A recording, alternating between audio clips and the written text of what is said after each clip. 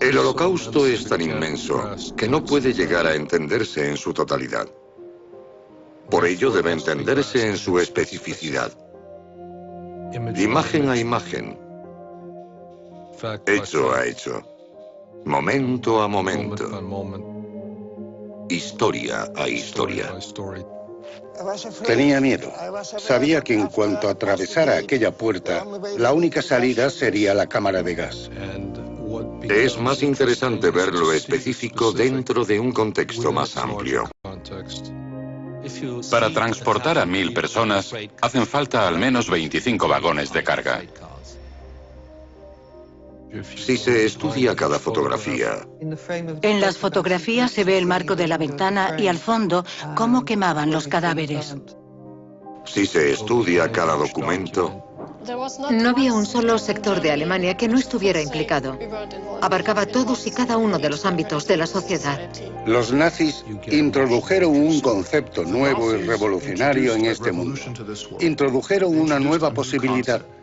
La posibilidad de eliminar toda una etnia de la faz de la Tierra.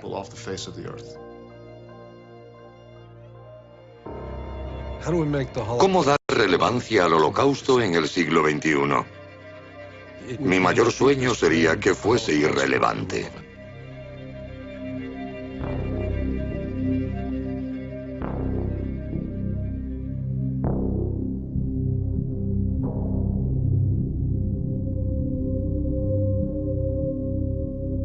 Viaje al interior del Holocausto.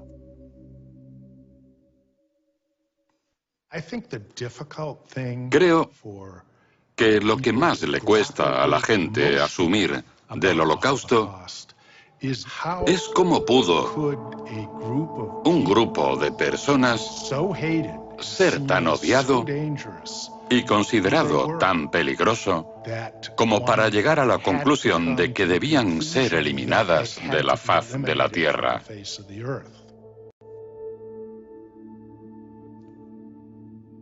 Para entender el Holocausto, tan solo hay que entender 6 palabras. Definición. Expropiación. Concentración. Einsatzgruppen. Deportación. Campo de exterminio.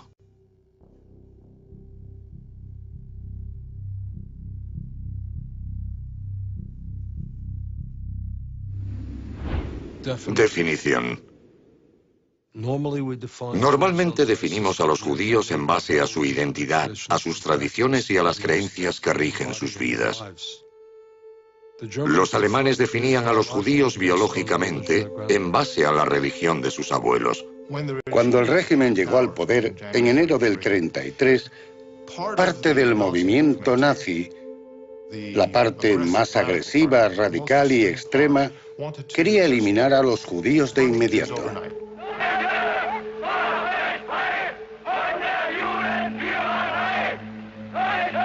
Lo que hicieron fue empezar a legislar contra ellos.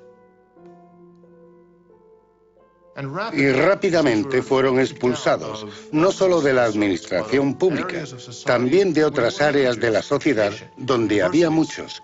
La enseñanza, las universidades, profesores, abogados, médicos. El clímax de este primer periodo de legislación fueron las leyes de Nuremberg.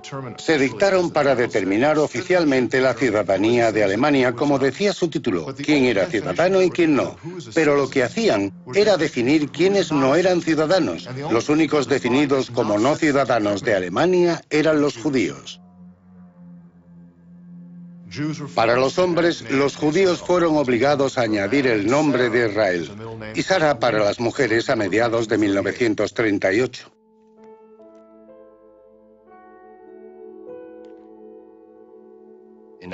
En otros tiempos de la historia, los judíos pudieron convertirse, pudieron ocultarse asumiendo las costumbres del país anfitrión. Pero bajo la teoría racial del periodo nazi, los judíos eran judíos por la sangre que corría por sus venas. Daba igual lo que tuvieran en la mente o el corazón. Lo único que importaba era su sangre. Así que el postulado máximo de esta teoría era que para eliminar judíos no valía la conversión, como hicieron durante la Inquisición. La única solución era matarlos.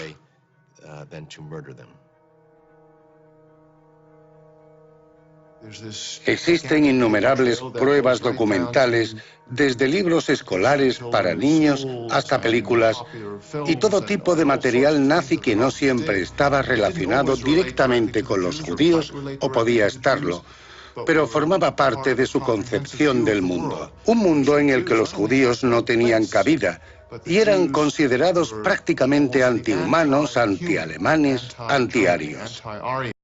Desempeñaban un papel negativo y por ello tenían cabida, hasta que decidieron que estaban de más.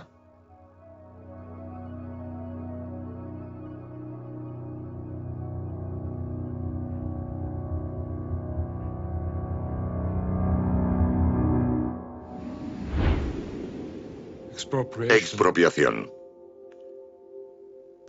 La confiscación de las riquezas judías, la incautación de las propiedades judías, el registro de todos sus bienes, la prohibición de comprar casas.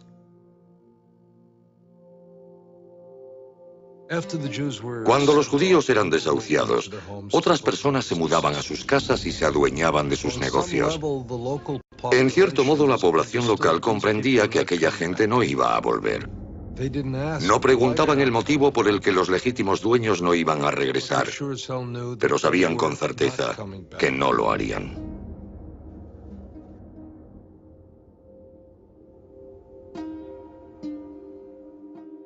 Uno de los objetos alemanes del museo más impactantes para mí es un juego llamado Juden raus, Judíos fuera. Es un juego que se creó en Alemania en 1936, el mismo año en el que nació el Monopoly en Estados Unidos.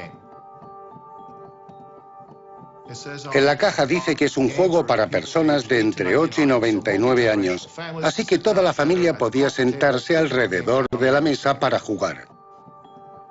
Contiene piezas y un dado que hay que tirar para ir avanzando por el tablero e ir recogiendo cosas. Aquel que más puntos suma gana. ¿Qué puntúa? ¿Cuántos judíos has expulsado de tu país?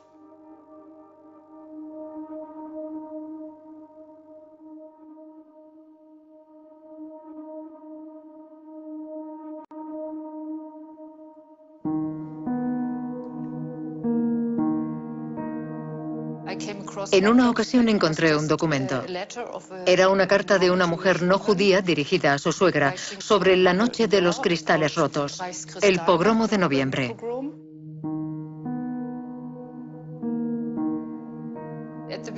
Al principio de la carta, parece sentir lástima por los judíos, porque relata lo que le sucedió y cuenta cómo los nazis llegaron y arrasaron sus viviendas y todo lo demás.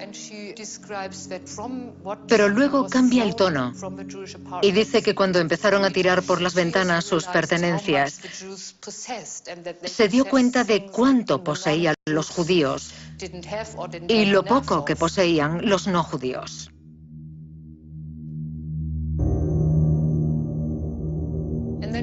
Decía que los judíos tenían que marcharse, aunque no sabía a dónde. Probablemente a un campo de concentración, hasta que se encontrara una solución definitiva.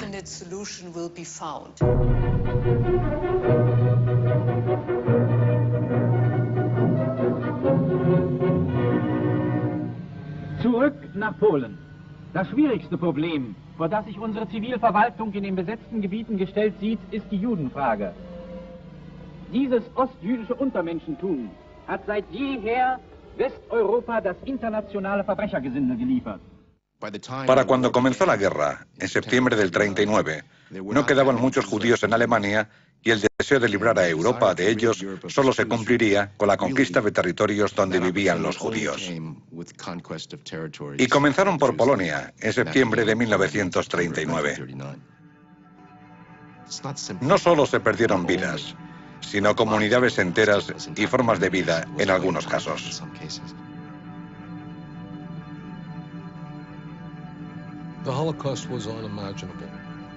El Holocausto fue inimaginable e hizo falta todo el conocimiento y la perspicacia de la humanidad del siglo XX para definir, expropiar, concentrar y finalmente asesinar, aniquilar, destruir y tomar posesión de las riquezas y viviendas de toda una población.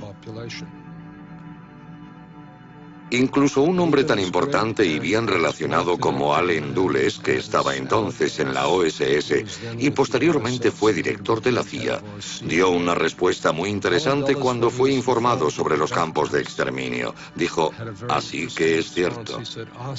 Tenía todos los detalles. Toda la información que recopilaba el Servicio de Inteligencia de Estados Unidos pasaba por sus manos. Pero no podía imaginar que aquello estuviese ocurriendo.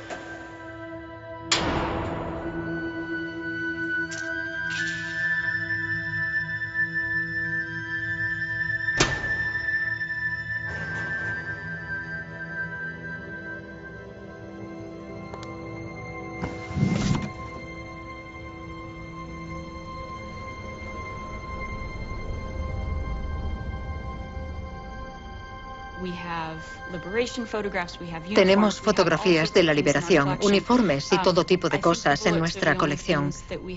Pero creo que las balas son lo único que tenemos que sabemos lo que hicieron. Tenemos balas que se usaron para matar a personas, 15.000 personas.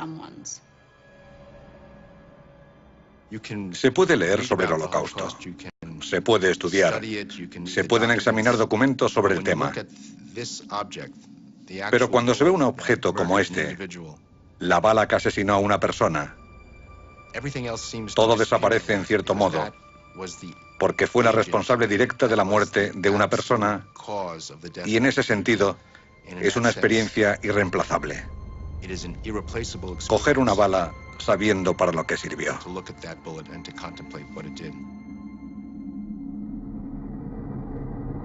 Einsatzgruppen, escuadrones de ejecución itinerantes.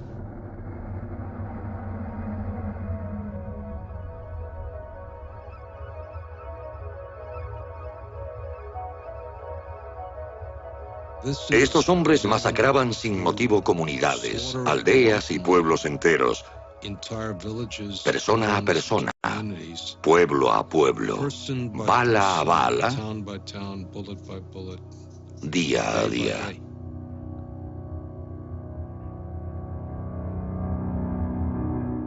Abiertamente, directos y brutales, sin intento alguno por disimular lo que hacían o cuáles eran sus intenciones.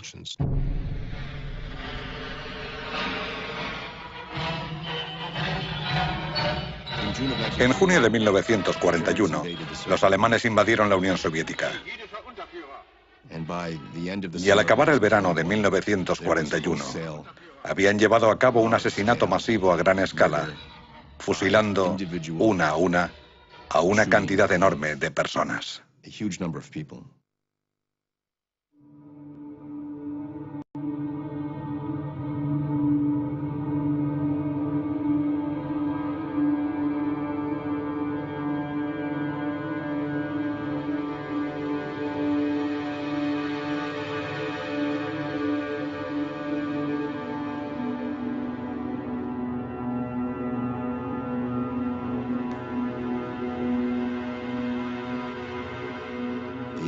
Einsatzgruppen eran básicamente unidades móviles de la Oficina Central de Seguridad del Reich, que a comienzos del verano de 1941 fueron a fusilar a los hombres de los pueblos y ciudades. La operación continuó durante todo el verano y en algún momento, a finales del mismo, la naturaleza de las víctimas cambió. Ya no solo mataban a hombres, también a sus esposas, madres, hermanas e hijos. Para cuando terminó el verano, habían perpetrado un asesinato a gran escala con la ejecución individual de gran número de personas.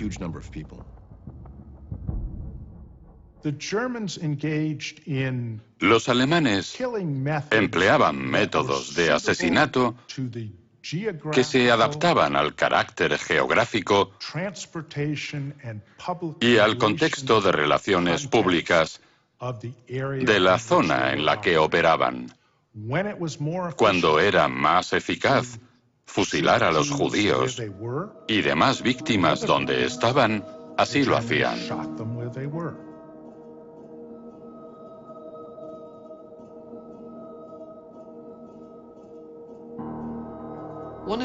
Una de las fotografías, tomadas al parecer durante una matanza de un Einsatzgruppen, muestra a un soldado apuntando con su arma a una mujer que tiene un niño en sus brazos.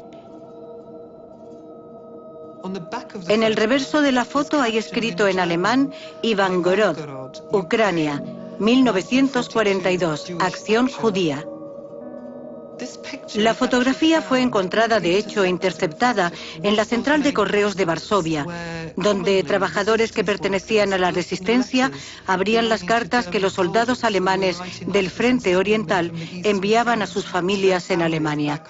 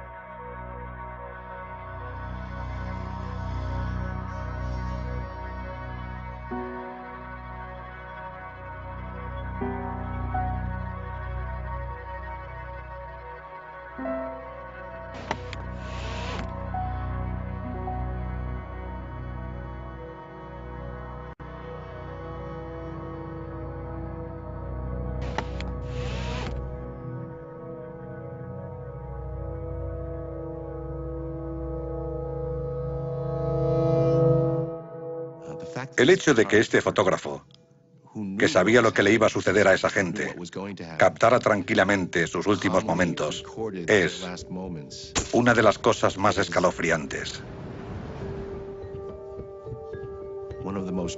Ni siquiera sé cómo describirlo.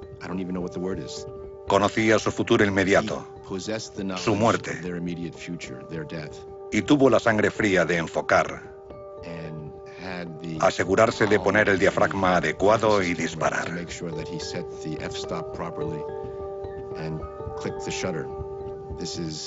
Creo que dice mucho sobre la naturaleza de esas operaciones.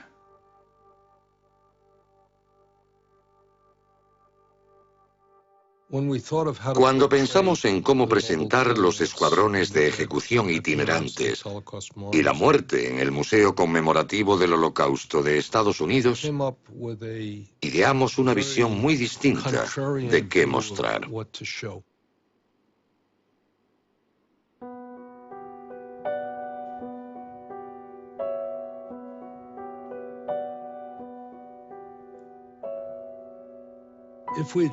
Si hubiésemos mostrado cadáveres apilados y fosas comunes, el público habría entendido que sucedió algo horrible, pero no la naturaleza del crimen.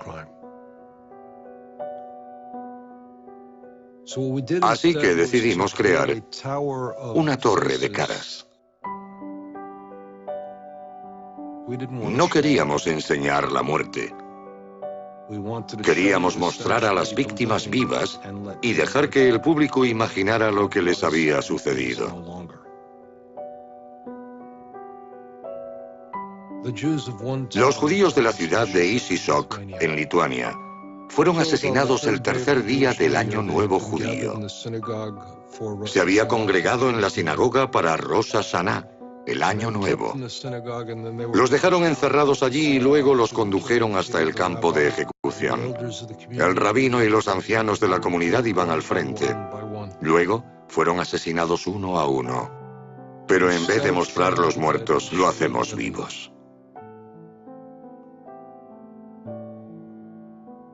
Un picnic familiar. Un niño en una silla vestido de marinero. Una madre abrazando a sus hijos.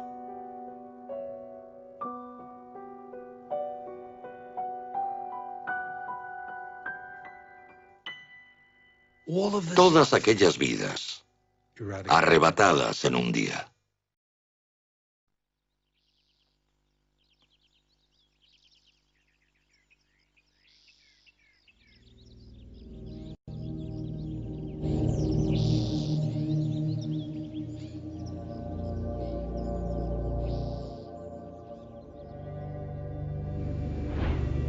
Concentración.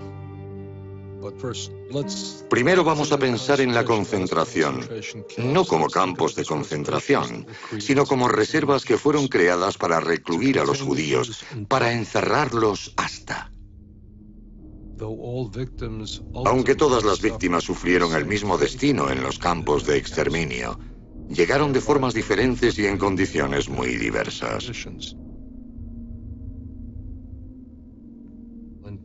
En Polonia, el proceso de aislamiento en guetos duró desde 1939 y comienzos de 1940 hasta 1942. En el 43, cuando los judíos llegaban a los campos, ya estaban consumidos y carecían de recursos materiales. El gueto de Varsovia, por ejemplo, abarcaba el 2,4% de la extensión de la ciudad, pero contenía a un tercio de su población. En ocasiones llegaron a ser hasta 500.000 personas y se convirtió en una especie de atracción para los soldados alemanes.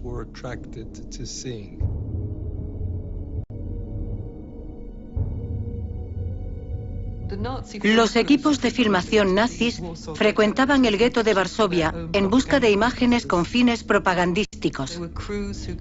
Filmaban tanto a los más pobres como a aquellos que estaban en mejor situación dentro del gueto. Buscaban en las calles a personas que parecían bien vestidas y las llevaban a restaurantes donde había expuesta comida y bebida en abundancia.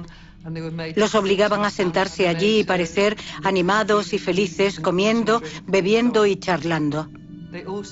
También filmaban a los judíos más pobres del gueto en sus alojamientos para mostrar cómo vivían en la extrema pobreza. Mostraban cadáveres tirados en las aceras, a veces desnudos y cosas así.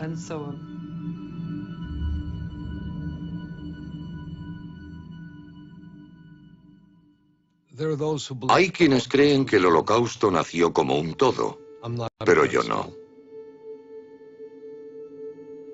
En mi opinión, hubo mucha improvisación y mucha experimentación.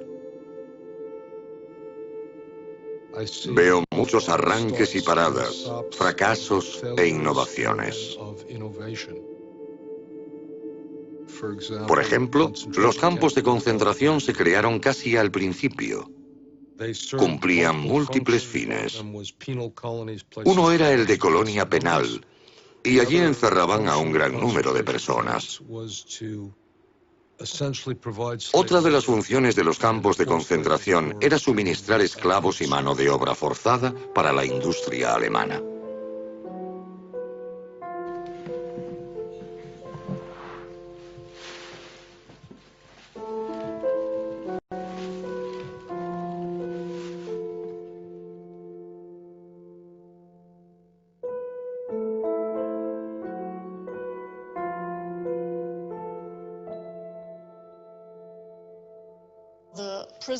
Los prisioneros eran marcados según el motivo esgrimido por los nazis para su encarcelamiento.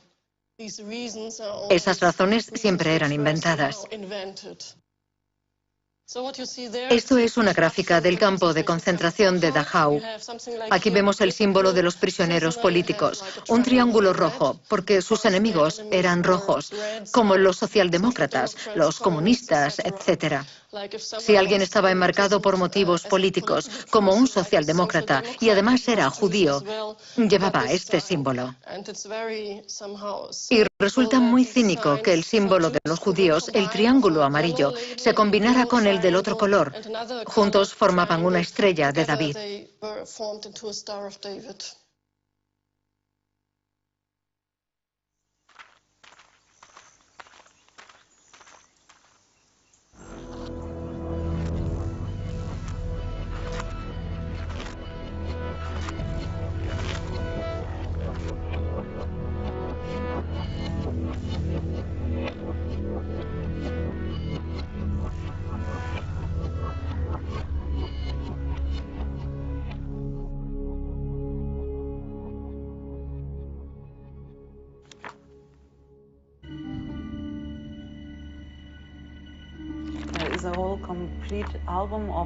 Hay un álbum completo de 92 fotos tomadas por las SS para mostrar lo bien que funcionaba el sistema de los campos de concentración. Es un documento torpe o extraño porque no refleja la realidad de Ravensbrück, sino el modo en que las SS querían mostrar el campo de concentración.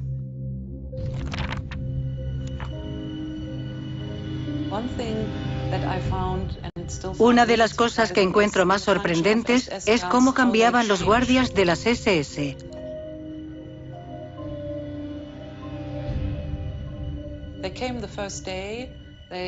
El primer día llegaban, saludaban a todo el mundo y eran amables. Se comportaban de modo civilizado. Pero al cabo de 3 o 4 días aprendían a embrutecerse para cambiar sus modales y empezar a actuar como guardias SS. Puesto en un entorno determinado, se puede cambiar paso a paso al ser humano.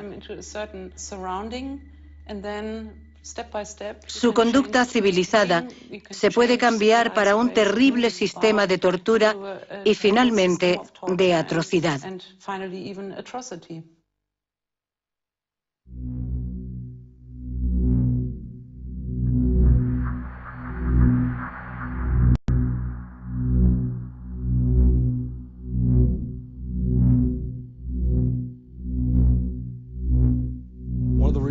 Uno de los motivos por los que siempre he desechado la típica defensa de solo cumplía órdenes es que no creo que coincida con la creatividad que requería hacer algo sin precedentes y nunca logrado hasta entonces.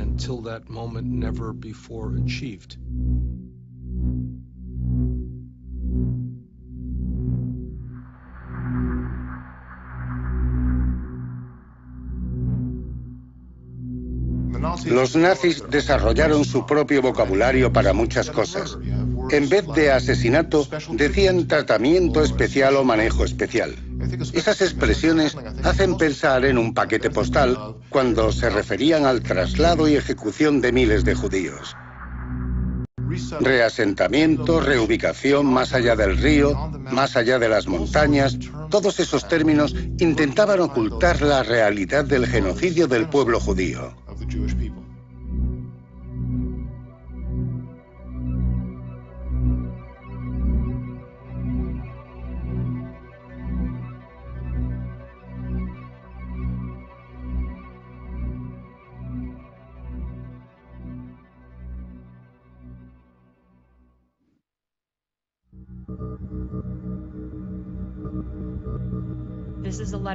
Esta es una carta que fue arrojada desde un tren a finales de agosto de 1942 por el doctor Otto Simons. Este párrafo dice: queridos míos, nos dirigimos a Polonia. Nada ha servido. Vamos 50 personas en un vagón. Sed fuertes y valientes. Yo también lo seré. Me lo han quitado todo. Besos, Otto. Es la última pista que tenemos sobre Otto Simons. La carta llegó a manos de su mujer gracias a un anónimo trabajador francés del ferrocarril que le escribe: «Querida señora, he encontrado esta carta tras el paso de uno de los trenes cargados de judíos. Espero que le complazca recibirla. Está firmada por un trabajador del ferrocarril». Está fechada en 1942. Era relativamente pronto en la guerra, casi al principio del Holocausto, en Europa Occidental. Y, sin embargo, el empleado del ferrocarril ya sabía que el tren iba cargado de judíos. El 20 de enero de 1942, el 80% de los judíos que perecerían en el Holocausto estaban vivos. 16 meses después, 4 de cada 5 judíos que morirían en el Holocausto ya habían muerto. En la conferencia de Wannsee se definió una política de solución final al problema judío, es decir, el asesinato de todos los judíos.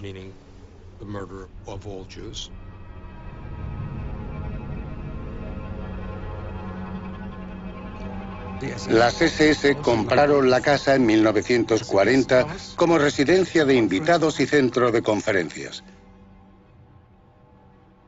Todo el mundo sabía que se estaba perpetrando un asesinato en masa en Europa del Este. En la conferencia de Wannsee no se discutieron detalles concretos, sino que se informó en líneas generales de que se había tomado la decisión de matar a todos los judíos de Europa. Es también el momento en el que se ve implicada toda la sociedad alemana.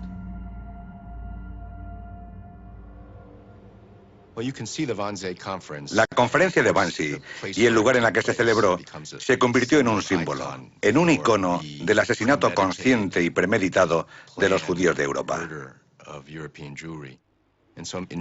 Así que, en muchos sentidos, la conferencia es un símbolo de cómo actuaban los cerebros de los asesinatos, cómo trabajaban aquellos que no estaban directamente relacionados con la gente y con la sangre.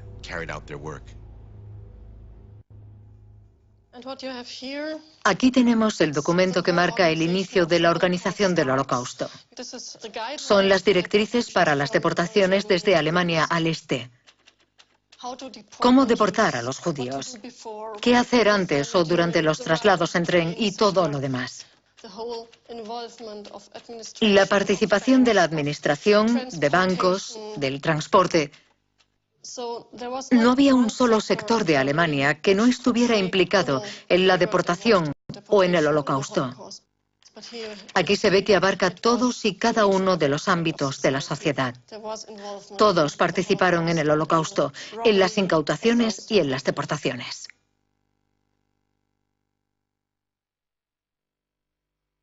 Deportación.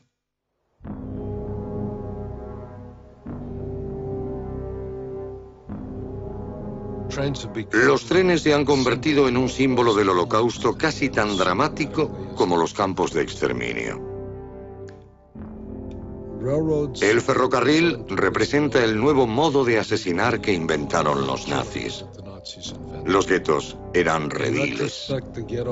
Eran reservas donde retener a los judíos hasta que estuvo creada la infraestructura para su destrucción. Los trenes se convierten en el eslabón indispensable para el transporte de los judíos concentrados en los guetos hasta los campos de concentración. Y luego, ¿qué hacen con ellos? Trenes, deportación, aniquilación.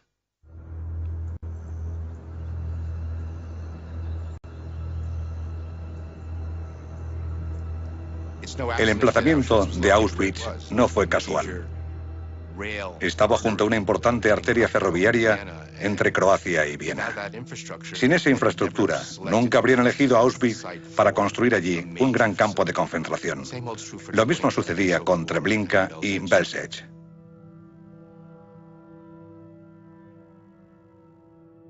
No se asignaron un tipo de trenes determinados. Sobre todo, usaban trenes de mercancías cuya velocidad máxima era de unos 80 kilómetros hora. Cuando los trenes llegaban con 50 o 60 vagones, idearon un método para separarlos en grupos de 10 o 15, para que no bajara demasiada gente de los vagones a su llegada al campo. En un solo día se trasladaban entre 8.000 y 10.000 personas, así que la velocidad media era de 20 o 25 kilómetros por hora.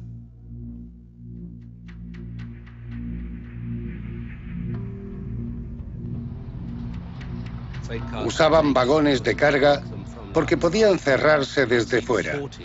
Metían a 40 personas por vagón. Así que para transportar a 1.000 personas hacen falta al menos 20 o 25 vagones de carga. En Polonia las cifras eran distintas.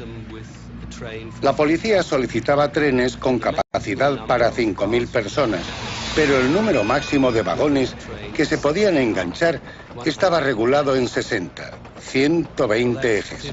Eso significaba que metían entre 100 y 110 personas en cada vagón.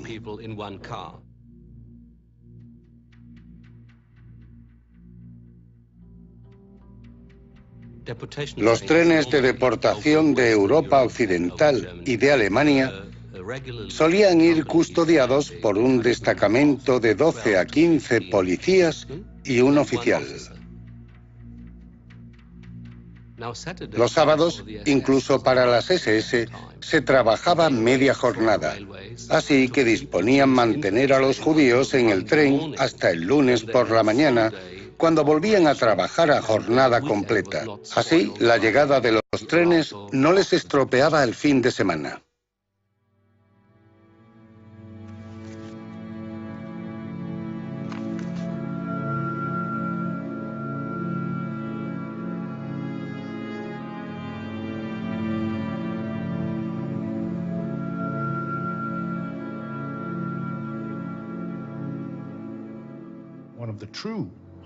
Uno de los verdaderos horrores del Holocausto es la energía mental, la capacidad administrativa y la destreza en el despliegue y utilización de limitados recursos para el mejor efecto posible que se dedicó a este proyecto de eliminar a los judíos de Europa.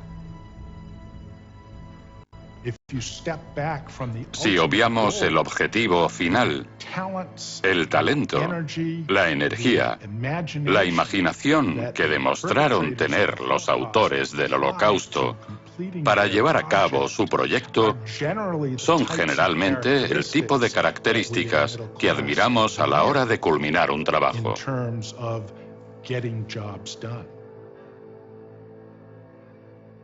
Mark Twain dijo, hay verdades, mentiras y estadísticas. Pero yo creo que Twain se equivocaba porque las estadísticas revelan una verdad esencial sobre el Holocausto. Y a veces la mera crudeza de las estadísticas revela la mayor de las historias.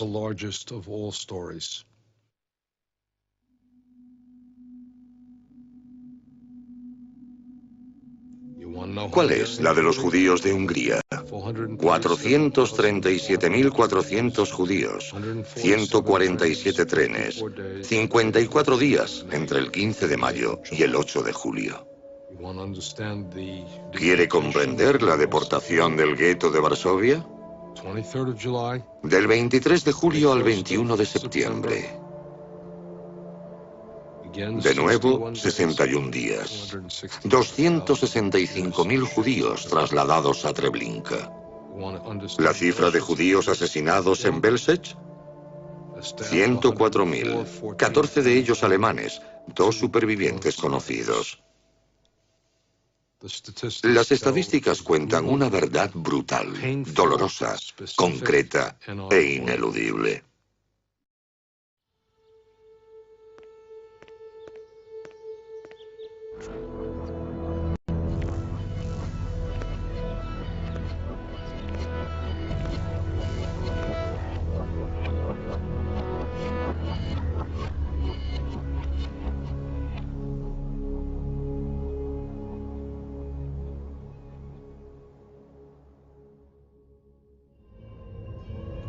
Campos de exterminio.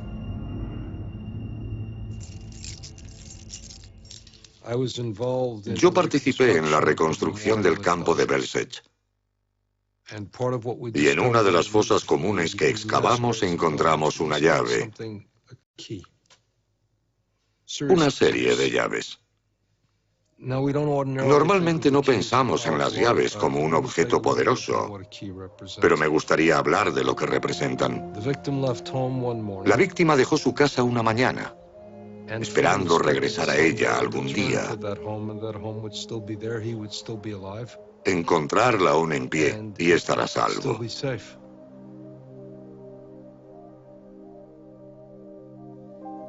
Pero aquellas personas murieron y fueron enterradas con sus llaves, lo que indica que jamás imaginaron el destino que les aguardaba.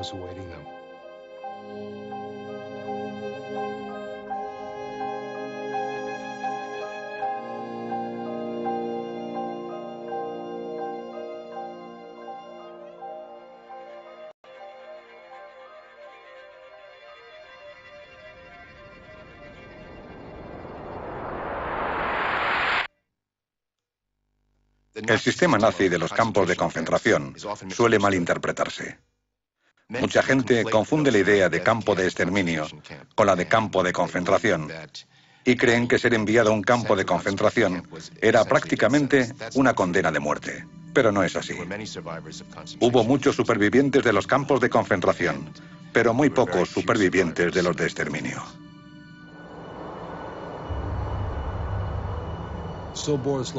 Sobibor se encuentra en una zona remota de Polonia.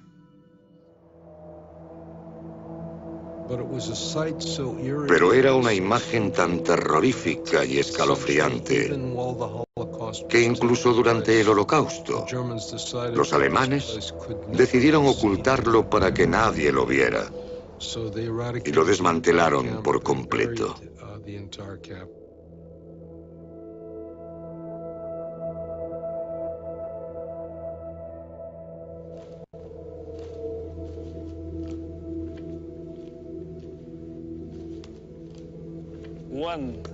Uno, dos, 3, 4, 5, 6. Puede que 7. Sí, 7, de acuerdo.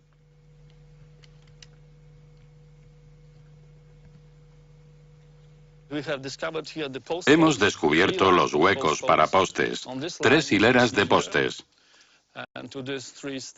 En esta línea que se ve aquí, hasta esos árboles, a un lado no hay nada, pero al otro tenemos muchos hallazgos.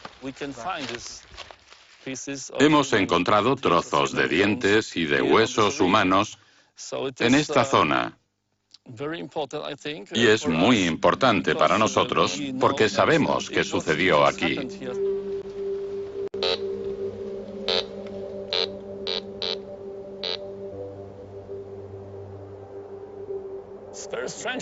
Nos resulta muy extraño venir a excavar a diario y no oír el canto de los pájaros. Ninguno. Es difícil explicar por qué en la zona de Blodova se oye cantar a los pájaros y sin embargo en la zona del campo no. ¿Por qué?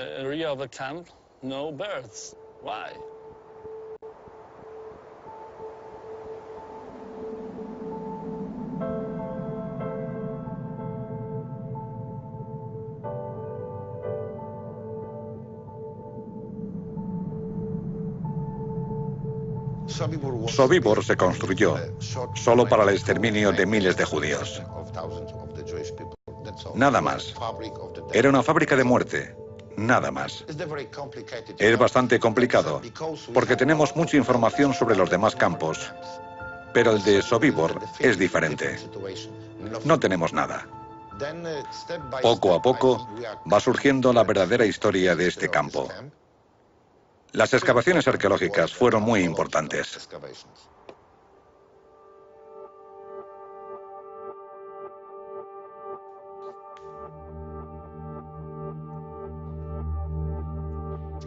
Fue un momento impresionante para nosotros encontrar en la escrofa de ducha. Lo que debería ser, o al menos es para mí, el símbolo del Holocausto. Lo dice todo sobre el Holocausto.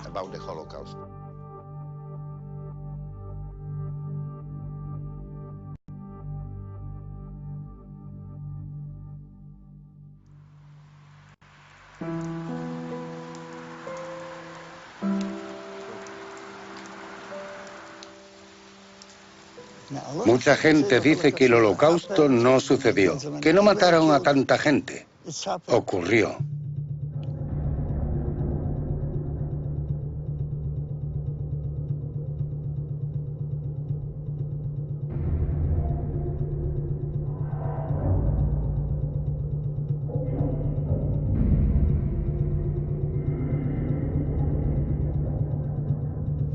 Voy a contar el proceso desde que llegaba el tren.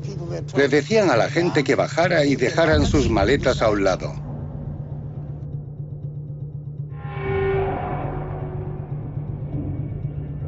Les prometían que no perderían su equipaje.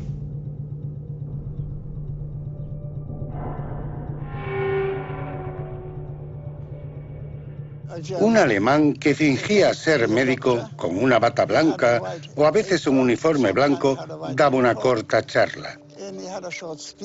Se disculpaba amablemente, diciendo que por razones sanitarias tenían que ducharse.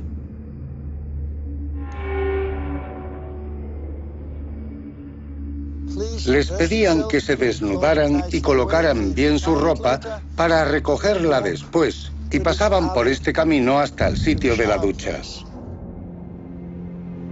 La gente no lo sabía. A veces aplaudían, los alemanes hablaban muy bien, y entraban directos al pasillo hacia la cámara de gas que llamábamos Himmelfahrtstraße, el camino al cielo.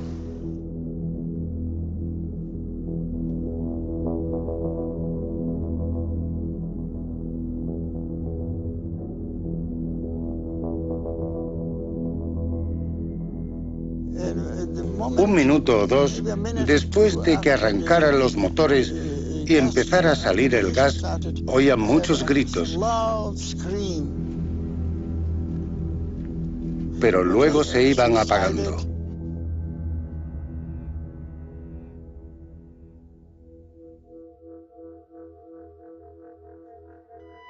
Los gritos, como tales, se oían durante al menos 15 minutos. Después parecía el zumbido de una colmena, como un enjambre de abejas.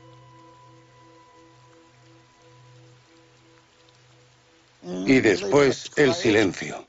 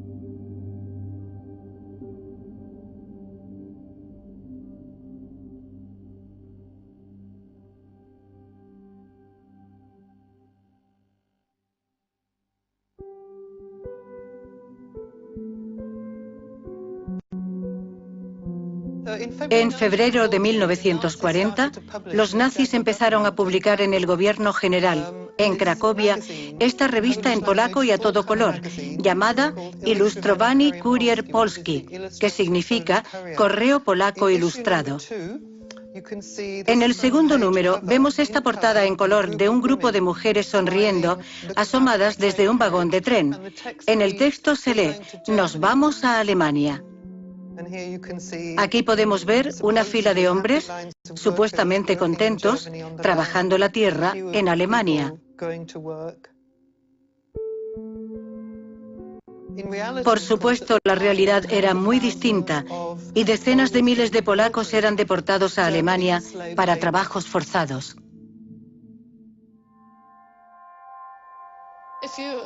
Holocausto es el nombre que se dio al asesinato de los judíos europeos.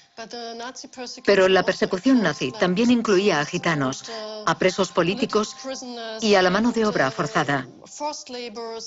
Así que fue una gran operación de persecución y asesinato.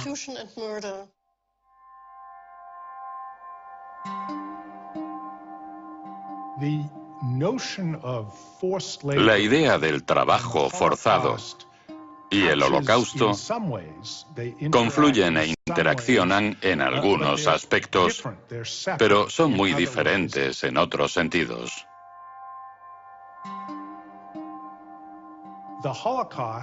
El Holocausto fue la persecución y aniquilación gubernamental de los judíos europeos. La definición no incluye a las víctimas no judías. Dicho eso, en 1945 había nada menos que 8 millones de trabajadores extranjeros, la mayoría forzados, dentro de las fronteras alemanas.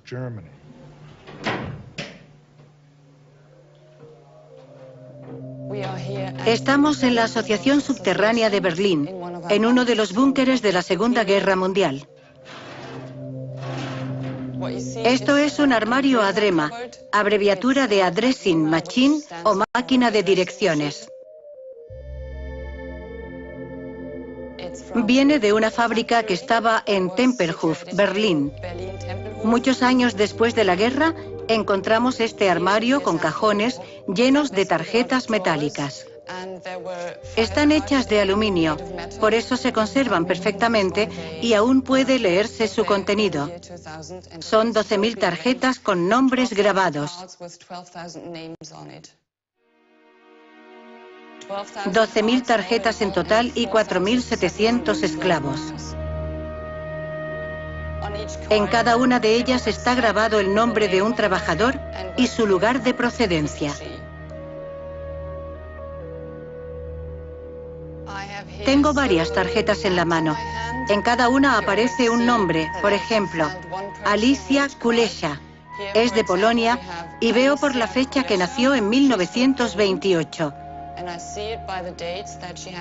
Llegó a la fábrica de Lorenz en el 45, así que tenía 17 años.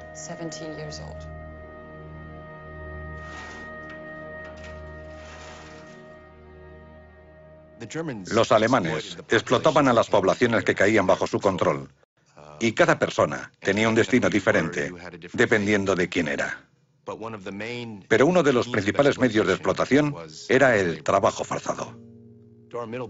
Dora Mittelbau era el campo de concentración asociado a las instalaciones subterráneas donde se fabricaban los cohetes V1 y V2. Todos aquellos que participaron en la creación del campo lo hicieron en condiciones muy duras. Mala circulación del aire, cantidad de polvo, y muchos murieron a consecuencia del trabajo. Fue construida por esclavos que procedían del campo de concentración de Buchenwald.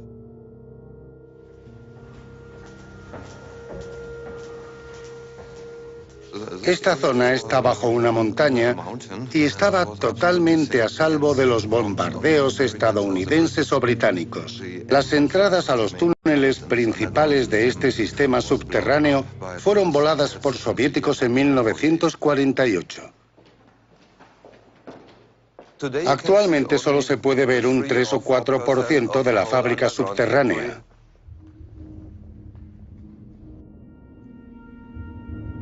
Entre el 35 y el 40% de los esclavos que trabajaron aquí murieron dentro de la red de túneles. Nunca volvieron a ver la luz. Algunas personas solo sobrevivían 3 o 4 días. Entraban en la montaña, vivían y morían aquí dentro. Excavaban y retiraban las rocas a mano. Dormían sobre las piedras y apenas tenían ropa. No había posibilidad de lavarse. No existía servicio hospitalario ni nada. Simplemente trabajaban aquí hasta la muerte. No concibo cómo podrían sobrevivir aquí dentro varias semanas o incluso meses. Esta zona estaba inundada.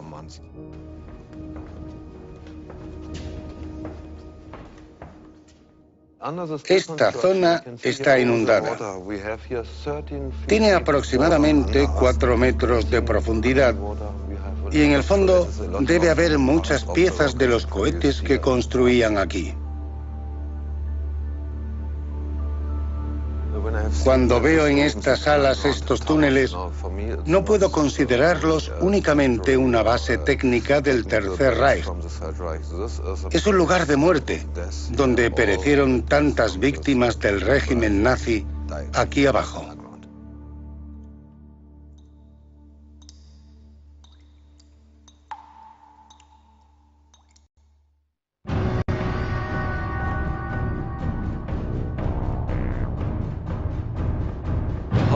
El Holocausto es la búsqueda continua e implacable del asesinato. Y fue alcanzando gradualmente mayores grados de perfección.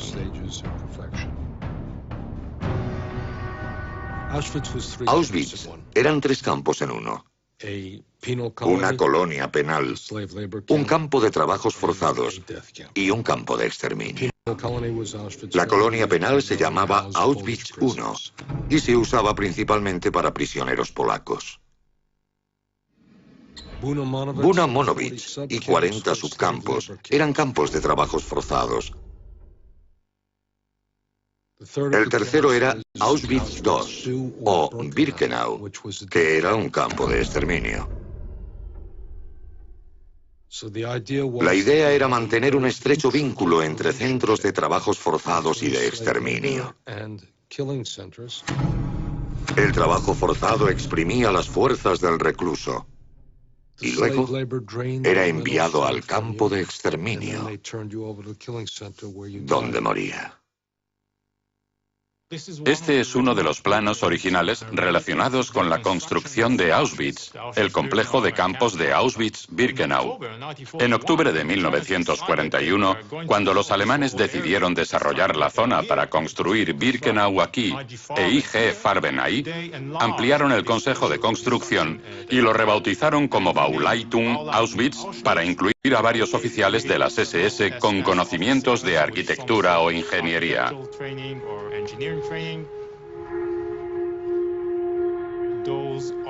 Aquellos oficiales trabajaron junto a reclusos que tenían conocimientos técnicos.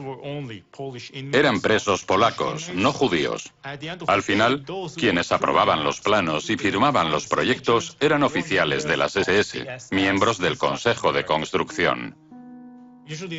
Cuando se examina un documento original nazi y se encuentra una firma verde, es un pez gordo, alguien importante en la jerarquía.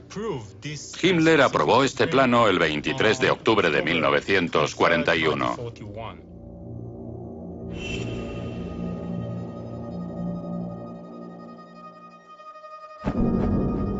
Rudolf Hess, comandante de Auschwitz, podía presumir de que su campo era el culmen del proceso de exterminio.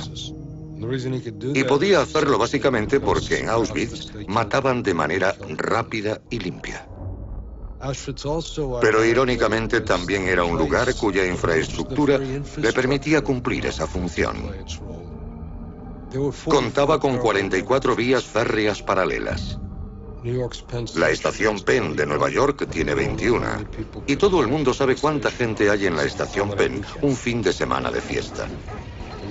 La estación con mayor número de vías en Estados Unidos, 49, está en Chicago. Auschwitz tenía 44, lo que significa que podía gestionar a personas procedentes de todos los rincones de Europa que eran deportadas allí. En Auschwitz aún se puede ver lo cerca que estaba la estación de tren de las cámaras de gas. No había más de 50 metros de distancia entre ellas. Al principio, no tenían vía de acceso en Auschwitz.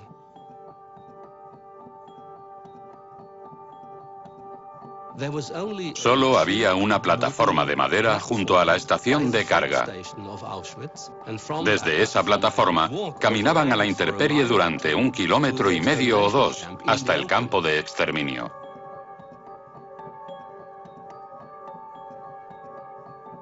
Las SS y el comandante del campo pensaron que aquello no era profesional y construyeron esa vía muerta bajo la puerta que ahora preside el recuerdo y la historia.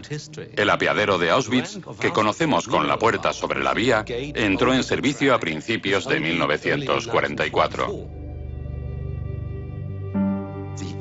La operación de Auschwitz se ha convertido en un símbolo del Holocausto para muchos. Un motivo es que por la naturaleza del campo hubo muchos supervivientes que han podido contar sus historias, sobre todo en el oeste.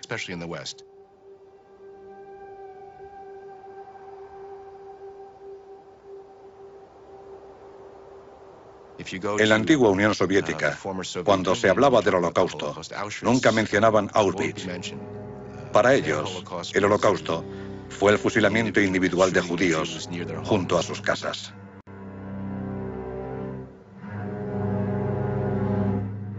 Es una cuestión de memoria y de cómo se construye esa memoria. Murieron muchas menos personas en Auschwitz que las ejecutadas por Einsatzgruppen y sus colaboradores.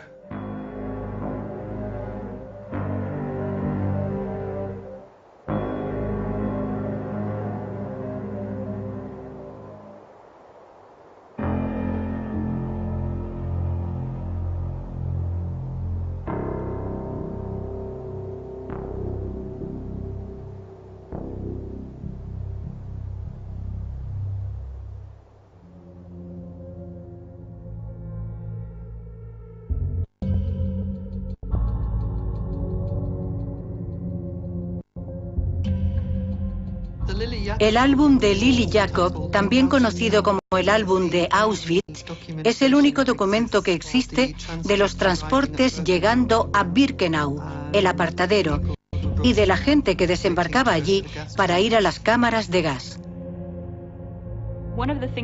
Pensamos que uno de los motivos para hacerlo fue la llegada de un nuevo comandante, Richard Baer. Supongo que este álbum bien pudo ser una especie de presentación para mostrarle cómo funcionaban las cosas allí. Se trataba de enseñarle qué hacían en el campo y cómo lo hacían de forma limpia y ordenada. ¿Cómo funcionaba esa organización? El álbum consta de más de 200 fotografías que muestran a personas sentadas en el suelo esperando a ser conducidas a las cámaras de gas.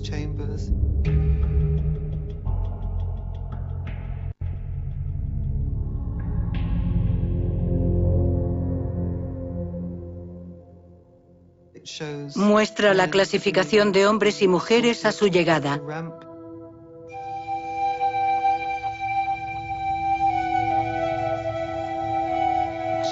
Y las pilas de objetos personales.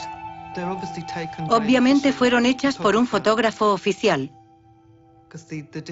Los ángulos de algunas fotos indican que se tomaron desde el techo de un tren, pues miran hacia abajo mientras reúnen a la multitud en el andén.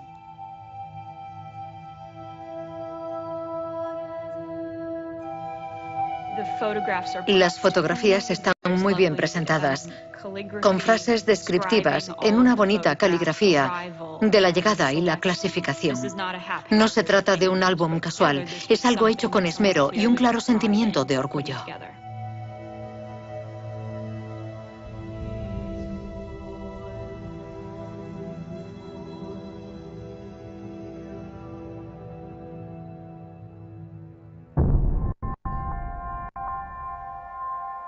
A finales de octubre de 1943, Himmler dijo: hemos hecho lo que hemos hecho para lograr lo que hemos logrado, como muy pocos lo han hecho. Y de manera algo ética añade: este es un capítulo de la historia alemana sobre el que no se debe escribir ni hablar jamás. Y yo me pregunto, si no debía escribirse ni contarse jamás, ¿por qué la conocemos? Porque aunque Himmler dijo que jamás debía ser escrita ni contada, en aquella habitación había una de esas grandes grabadoras que recogió todo lo que él había dicho. ¿Por qué? Porque estaba orgulloso de lo que hacía y quería documentarlo para la historia.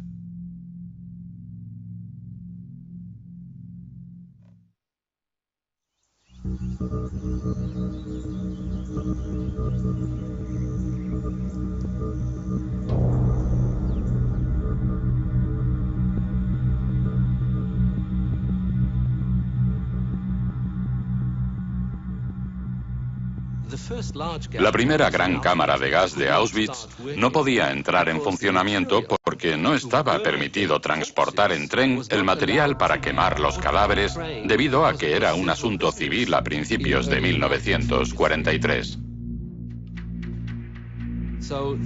Así que el crematorio permaneció en Erfurt, en el centro de Alemania, durante 8 semanas antes de ser trasladado a Auschwitz. Y es que apenas había espacio en los trenes y los crematorios no se consideraban efectivos de guerra.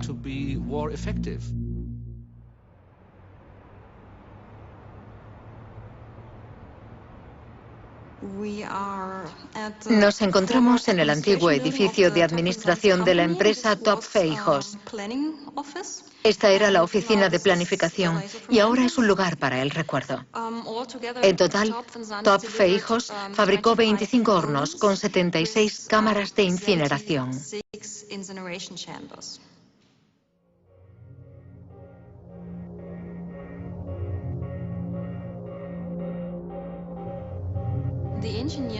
Los ingenieros idearon hornos y técnicas para el asesinato en masa que las SS desconocían.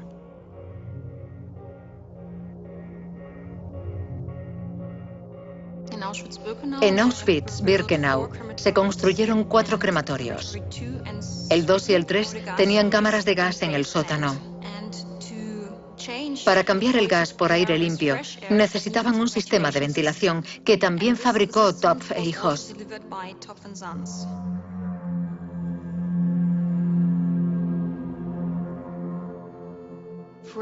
Fritz Sander, el director del departamento, diseñó un horno de 4 plantas. Los cadáveres eran introducidos por la primera e iban deslizándose hacia abajo. Tras una fase de precalentamiento de 2 días, los cadáveres introducidos se prendían con los que estaban ardiendo debajo.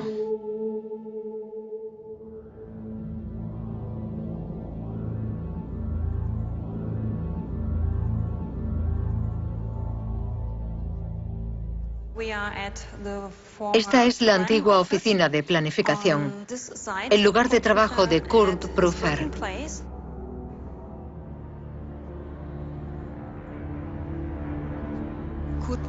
Kurt Prüfer estaba ante su tablero de dibujo y los días despejados podía ver el humo que salía por las chimeneas del crematorio de Buchenwald.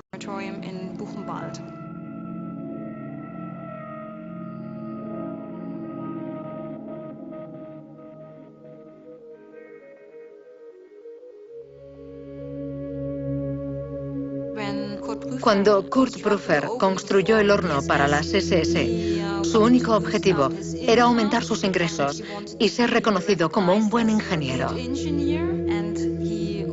Quiso crear un producto en base a las necesidades de las SS y conocía las circunstancias de los campos.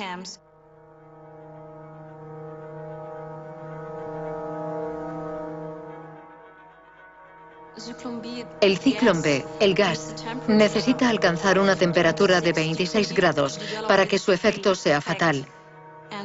Y Prüfer lo sabía. Así que sugirió a las SS de Auschwitz-Birkenau precalentar las cámaras de gas con el calor que desprendían los hornos. Desarrolló la idea en casa, en su tiempo libre.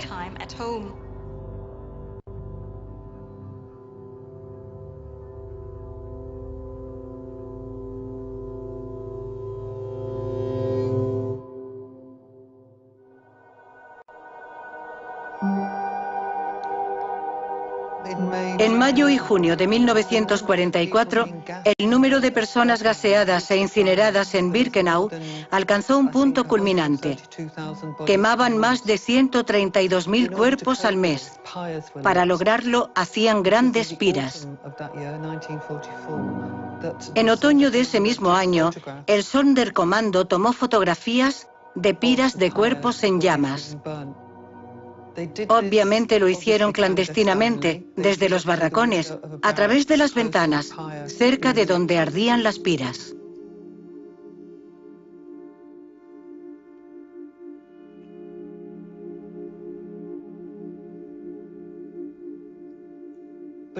Pero no fue hasta mucho después, en la década de 1980, cuando los expertos se dieron cuenta del marco que aparecía en la fotografía. Se ve claramente el marco de la ventana y al fondo los cadáveres ardiendo.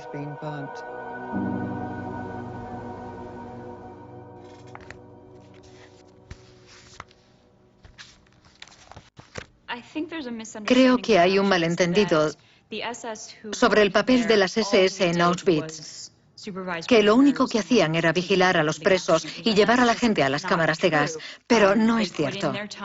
Hacían su trabajo y cuando terminaban se organizaban ferias del libro, pequeñas olimpiadas. Conservamos carteles que aconsejaban llevar a los perros siempre con correa y que las mujeres, las guardias, no visitasen los cuarteles de los hombres sin supervisión.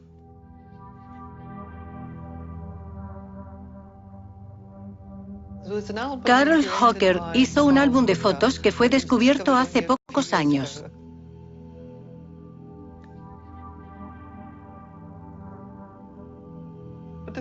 La cuestión es que no fue ninguna sorpresa para mí.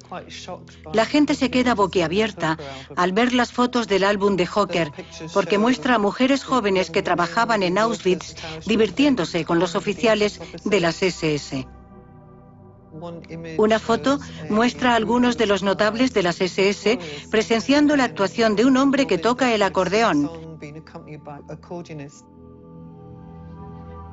Están dispuestos como un coro de canto.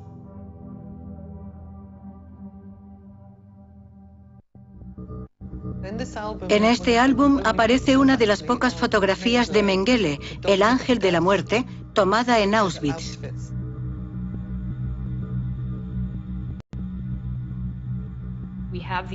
Los archivos indican que estas personas estaban cometiendo crímenes a gran escala, asesinatos masivos. Y habría sido más reconfortante o consolador verlos en acción cometiendo los crímenes. Pero no es eso lo que nos muestra el álbum. ¿Por qué iba a sorprenderme? A menos que alguien creyera que los nazis eran monstruos con cuernos, es lógico que tuvieran vacaciones y tiempo libre. Se divertían, tenían mascotas, bebían, celebraban fiestas y todo eso.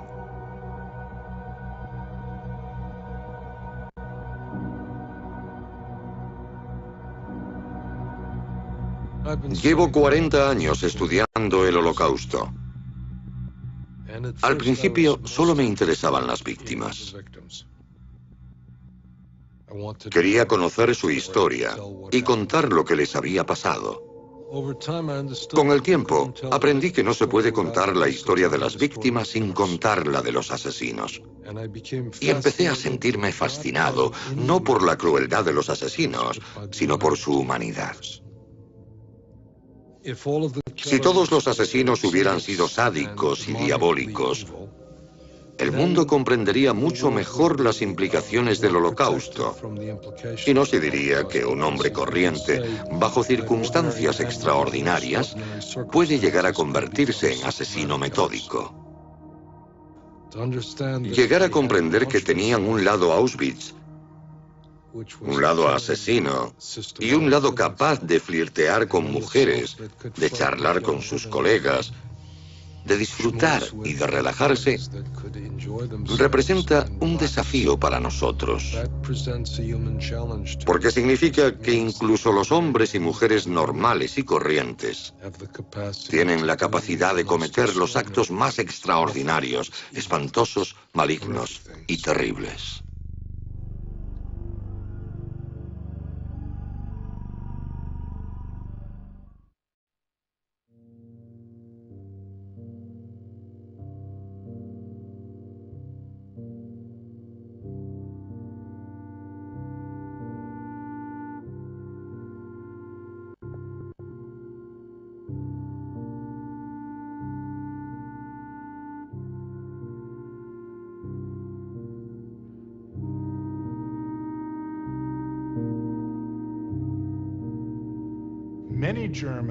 Muchos alemanes que conocían la existencia de los campos de concentración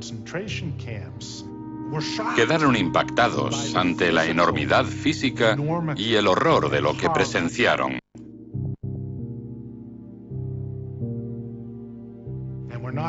No solo con la vista, también con el olfato y el oído de aquello que se había hecho en su nombre, en representación suya.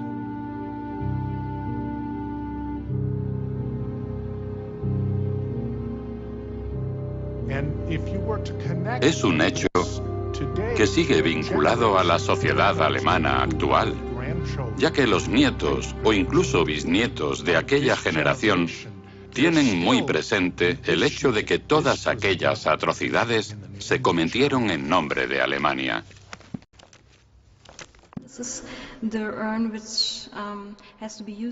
Es parte de mi historia. Me opongo a ella, pero debo cargar con ella.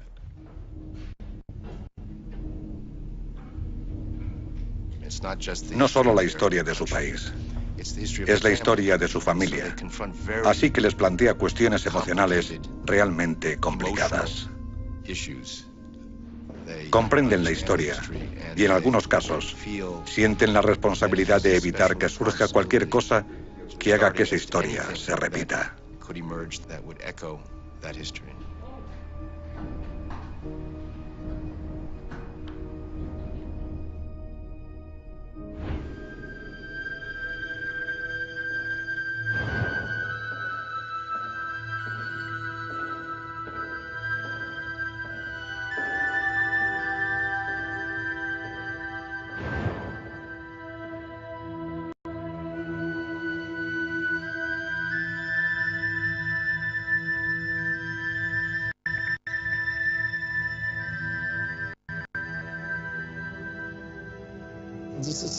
Esta es la mayor colección de archivos en formato original de las víctimas del periodo nazi.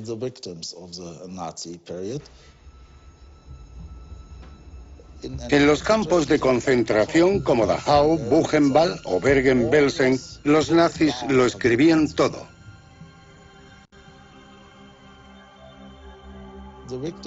Las víctimas perdían su nombre para convertirse en números. Ahora mucha gente perteneciente a la segunda o tercera generación nos escribe preguntándonos qué le sucedió a su abuelo.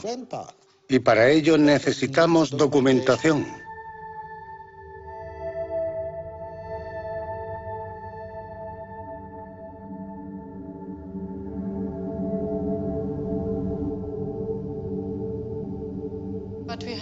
En el Servicio Internacional de Búsqueda tenemos unos 2000 sobres con efectos personales. Desde carteras con fotos hasta relojes, anillos, pulseras y muchas cosas más. Estamos llevando a cabo una nueva ronda de identificación de estos efectos personales. Resulta bastante complicado, porque primero hay que identificar a las personas de las fotos, pero a veces tenemos la suerte de contar con el sobre del campo de concentración, donde el sistema burocrático era muy eficiente, en el que guardaron los efectos personales del recluso y anotaron su nombre. Este hombre fue recluido en el campo de concentración de Neuengamme y dejó su pequeño reloj, un anillo y algunos otros objetos valiosos que ya no están en el sobre. Alguien debió robarlos.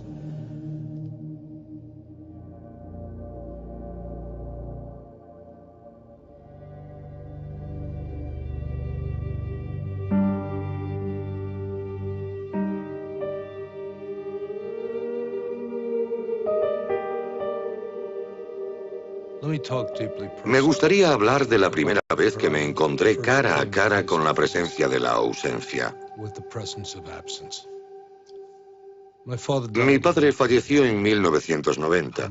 Soy un judío religioso, así que guardamos el periodo de duelo, permaneciendo en casa recibiendo invitados durante 7 días. Se le llama Shiva. La noche del primer viernes nos sentamos a cenar porque no se puede guardar luto el Sabbat. Yo estaba acompañado por mi esposa y mis hijos. También estaban mi madre y mi hermana. La silla de mi padre estaba vacía. Y no pudimos empezar a comer hasta que mi madre me dijo, siéntate en la silla de tu padre. Porque la ausencia de mi padre era mucho mayor que nuestra presencia. Cuando se entra en Sobibor, está vacío. Apenas se ve o imagina lo que hay allí.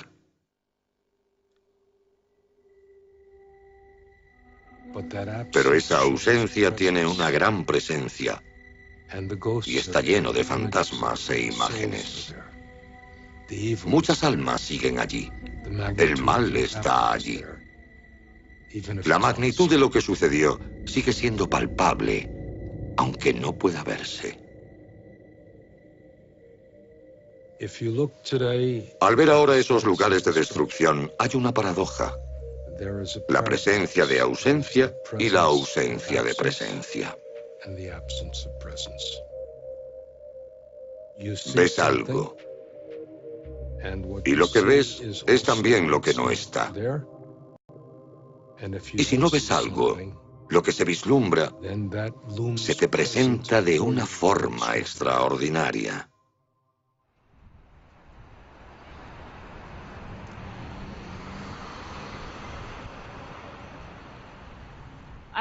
No soy judía. Nadie de mi familia luchó en la Segunda Guerra Mundial, que yo sepa, así que no tengo mucha conexión personal con esta historia. Pero creo que cuando manejas a diario estos objetos, no puedes evitar sentir un vínculo especial con ella.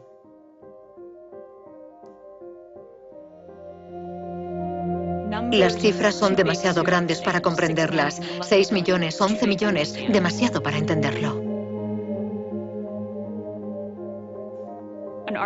Un objeto que alguien sostuvo, que alguien poseyó, algo que alguien escribió, genera una empatía. Me vincula con personas que experimentaron aquel horror y cuyas vidas les fueron arrebatadas.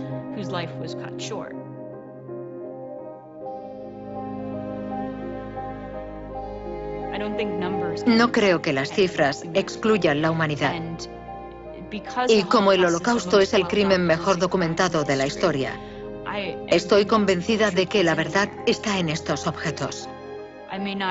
Puede que nunca sepa por qué, pero hay algo en ellos que nos ayudará a impedir que la historia vuelva a repetirse. Tiene que haberlo.